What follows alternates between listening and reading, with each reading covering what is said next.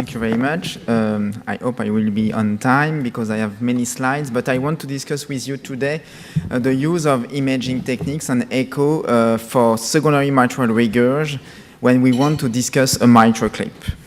So you know that the mitral clip is something that we can use in patients with secondary MR and in patients with primary MR, and you see that if it works, yes, if you look at registries, most of the patients that are treated with a mitral clip are patients that have a secondary mitral regurg. So I will focus my talk on secondary mitral regurg. And you know that more severe is the mitral regurg, more severe is the prognosis when you have a patient with heart failure. But if you wait too long, if you wait that the patient is too severe, if the LV is too thick, then the degree of mitral regurgitation has no more impact on the prognosis. So you have to be very careful, and if you want to treat your patient with a mitral clip, you don't have to wait too long, because if you wait too long, the LV will be too thick, and you will not improve the survival and the quality of life of your patients.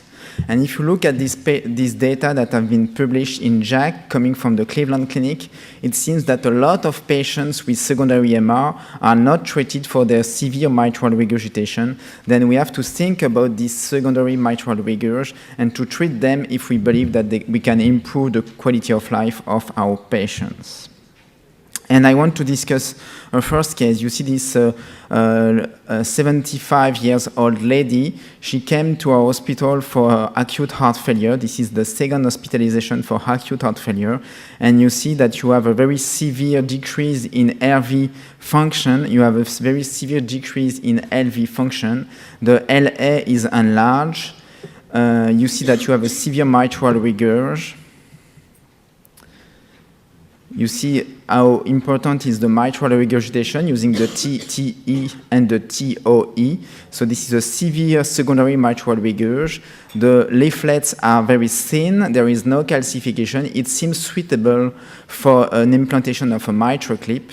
But before, we have to treat the patient with the optimal medical treatment. And you see 10 months later, only with the pharmacological treatment, you have a clear improvement in the RV function, and you don't have any more mitral regurg. So we have to treat patients that have severe mitral regurg, but first we have to use medical treatment and not focus on the mitral clip.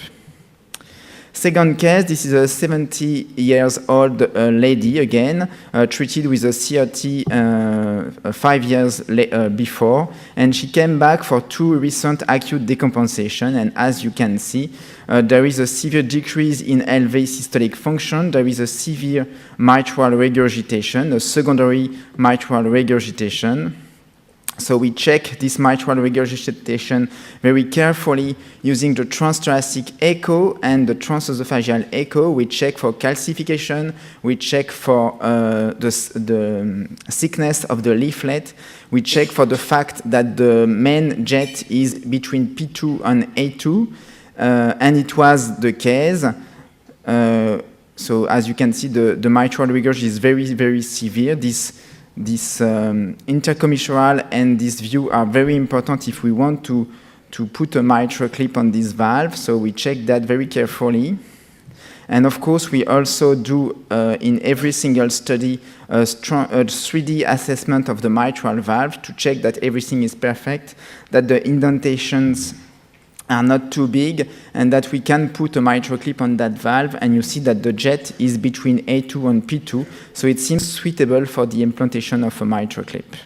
So we did, and as you can see, after the implantation of 2 clips, the patient was much better, NIHA class 2, no rehospitalization, and you see that the success is great because there is no more mitral regurg. The LV is still very thick, but there is no mitral regurgitation. So mitral clip is something that we can consider in some patients. And I want to finish my talk with this man.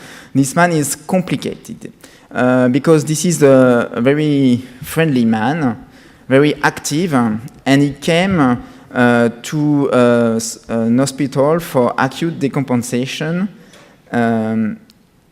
And this first decompensation he did was associated with a severe acute coronary syndrome without any ST. The coronary angiography showed an occlusion of the circumflex artery. There was a treatment of this occlusion of the circumflex artery. But after this coronary angiography, the patient did a ventricular fibrillation. He was saved at that time. And it was very severe patient.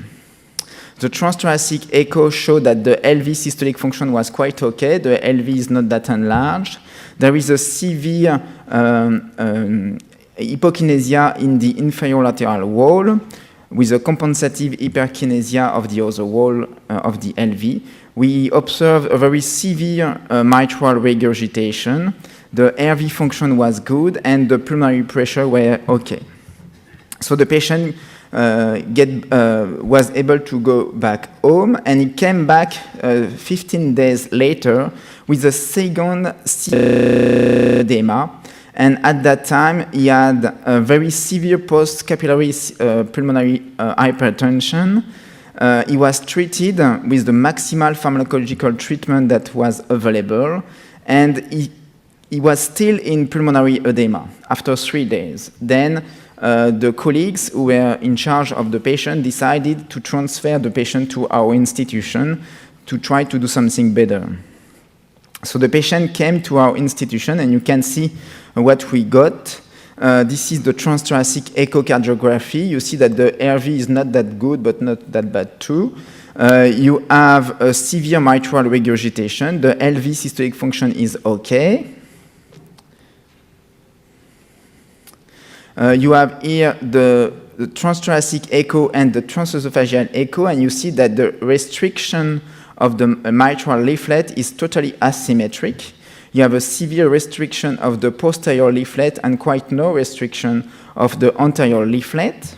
So this is something not that usual. And you see that you can imagine how severe is the mitral regurg when you see this image. Here you have the 3D assessment of the mitral valve, and you can see that there is a pseudoprolapse of the anterior leaflet related to the fact that the posterior leaflet is severely restricted.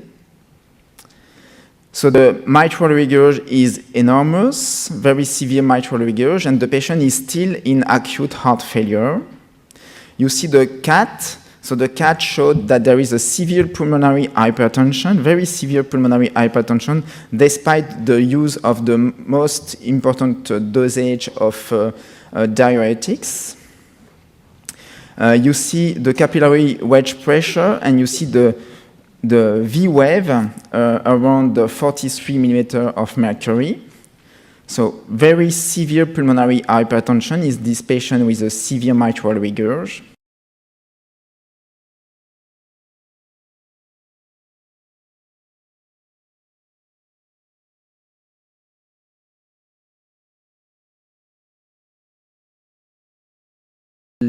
Stabilize him with the medical treatment, and it was not suitable for surgery because of frailty. He has a weight loss of 10 kilogram in the past months, was immunodepressed, so we decided to put a mitral clip.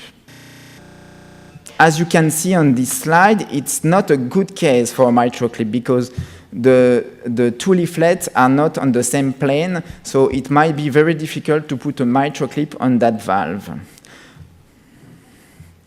So we decided to do something that we are using very frequently nowadays, is to use the positive expiratory pressure. We put a high level of positive expiratory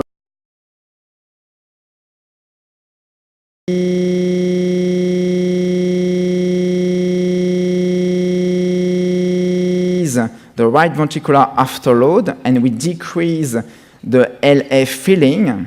So we decrease the LV preload, and we change the geometry of the septum, which is something that we were looking for to to improve the coaptation between the two leaflets. So I can show you what we observe. This is the LA pressure at the beginning of the procedure. You see how high is the pressure in the LA. This is the capillary wedge pressure that we recorded at the beginning of the procedure. So we have a severe pulmonary hypertension with a V wave around 40 millimeter of mercury. When we started the positive expiratory pressure up to 10 millimeter of mercury, you see that you have a very clear decrease in the V wave. And when we increased the positive expiratory pressure to 15, then we completely normalized the capillary wedge pressure. And when you see what we got on the images, you see the coaptation between the two leaflets is much better, and it was, by this fact, very easy to catch the two leaflets and to put two mitral clips in this situation. So you see, we got a quite good result using this technique of the positive expiratory pressure.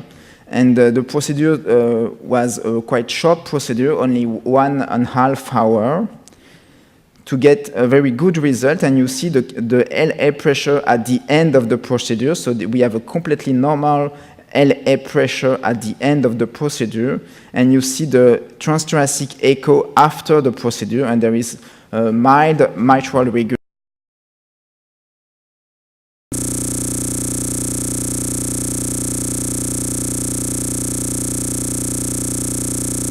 To use the mechanical ventilation to change the geometry of the LV and to increase the coaptation between the two leaflets. It might be something that we have to consider to facilitate the implantation of a mitral clip, and we are using this tool very frequently in our lab. So this is my last slide, just to highlight the fact that using this technique, we were able to put a mitral clip easily, and I think that the images are quite demonstrative. Thank you for your attention.